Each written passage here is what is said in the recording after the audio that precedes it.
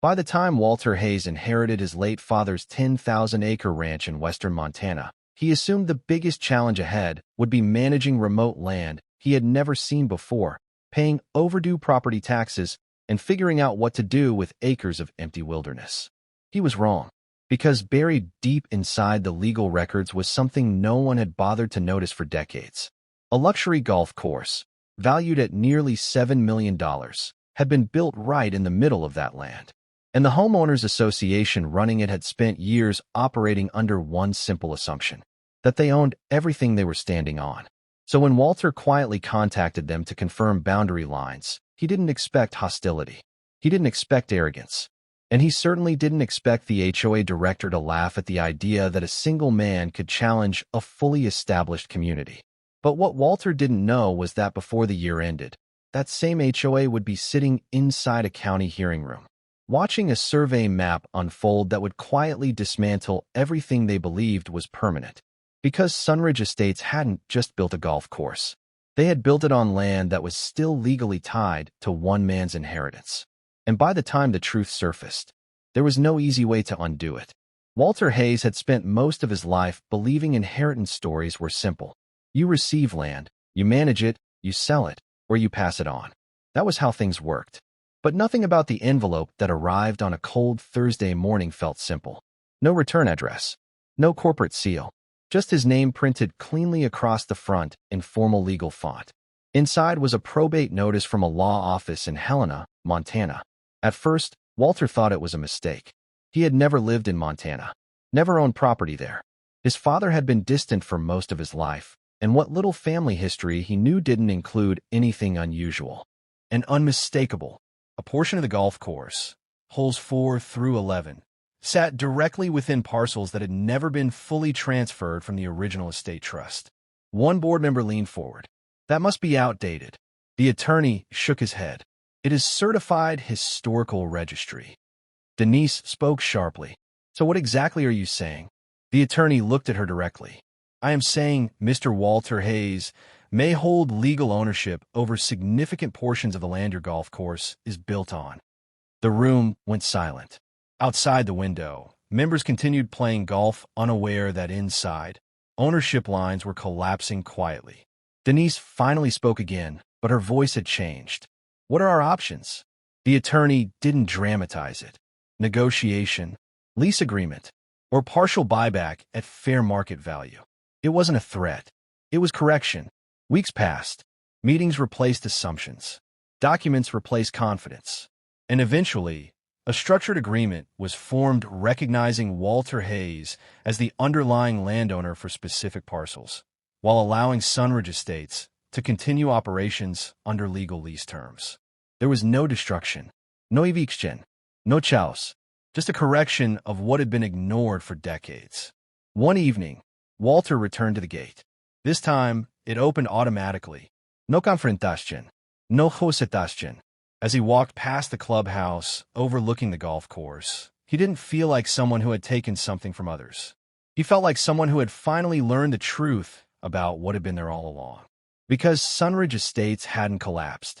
It had simply been realigned with reality. And reality, once documented, does not argue back. Perfect landscaping, controlled entry gates, expensive infrastructure that suggested permanence. He stopped at the entrance and pressed the intercom. A guard answered. Yes. My name is Walter Hayes, he said calmly. I need to confirm property boundary records with your management. A short pause, then a dismissive tone. Sir, this is a private HOA community. Walter remained calm. That's why I'm here. I believe parts of this property are legally registered under my name. Silence. Then the guard responded sharply. Step away from the gate. 10 minutes later, a black SUV arrived. A woman stepped out, Denise Mercer, HOA Operations Director. She didn't hide her irritation. What exactly are you claiming? She asked immediately. Walter handed her a folder. She flipped through it quickly, barely reading. Then she smiled, slightly amused. This doesn't change anything, she said. We've operated here for over 20 years. Walter nodded. I'm not disputing operations, he said. I'm asking about ownership records. Denise closed the folder. This community was fully developed with proper legal approvals. Walter looked at her calmly. Then full fee simple acquisition should be easy to verify. Her expression tightened slightly. It has been verified. Walter stepped back. Then your records will match county land registry exactly. For the first time, she didn't respond immediately. Because confidence works until documentation enters the room. And that evening, Sunridge Estates quietly scheduled a legal review meeting. The emergency HOA hearing room was not supposed to feel like a courtroom, but that night it did. Denise Mercer sat at the center table with her legal team and board members surrounding her. Across from them, the HOA attorney placed a thick stack of documents on the table.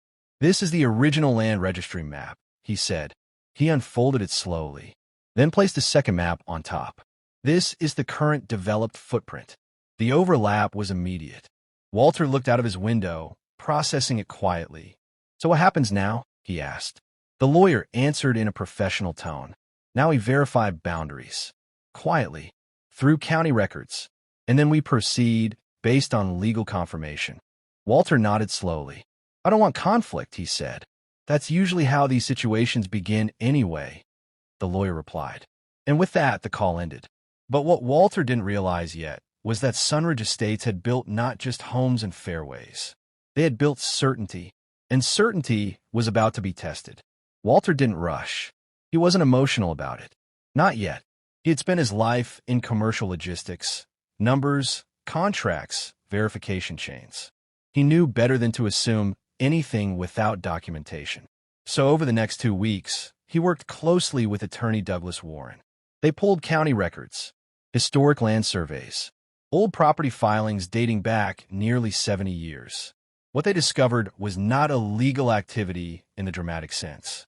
It was something far more common: neglect. The original trust had granted limited development rights decades ago, but full fee-simple ownership transfers for several sections were never properly completed. Over time, those gaps were filled with assumptions. Developers expanded. The HOA took control of maintenance. Tax records were adjusted. And eventually, everyone behaved as if ownership was complete. But legally, parts of the land remained under the original estate structure, which now belonged to Walter Hayes. When the attorney explained this in detail, Walter asked only one question. "Has anyone challenged it before?" "No, guardi play," because no one knew to look. 2 days later, Walter drove to Sunridge County. The transition from public road to private estate was immediate. But as he read the document slowly, the confusion turned into disbelief. The estate belonged to his late father's extended family line, land that had been held in a long-dormant trust for generations. And according to the updated probate ruling, Walter Hayes was now the sole legal heir. 10,000 acres. He set the papers down and actually laughed once, short and dry. "That's impossible," he said quietly to himself. But the legal language didn't change just because it felt unbelievable. That evening, he called the attorney listed on the document. A man named Douglas Warren answered. "Mr. Hayes," the lawyer said calmly, "I was expecting your call eventually." Walter frowned. "You were expecting me?" "Yes," Warren replied, "because this inheritance was never fully resolved. It remained inactive for decades until the final court clearance last month." Walter leaned forward. "Let me get this straight. I inherited land I didn't even know existed?" "That is correct." A pause followed. Then Walter asked the question that mattered most. "What exactly is on it?" The lawyer didn't answer immediately. Instead, there was the sound of papers being shuffled. Then came the reply, slower this time. "That is where the situation becomes sensitive." Walter's voice tightened slightly. "Explain it." Warren exhaled. "Part of the land has been developed over the last 20 years. Residential zoning. Private recreational facilities." Walter narrowed his eyes. "Define recreational." Another pause. Then the words came. "A private golf course and gated homeowners association known as Sunridge Estates." Walter stood up slowly. "A HOA." "Yes. And they know I own this land?" There was a longer silence this time. "I do not believe so," the lawyer said carefully. That sentence changed everything, because it meant one simple thing. A fully operating luxury community was sitting on land that still legally belonged to someone they had never heard of.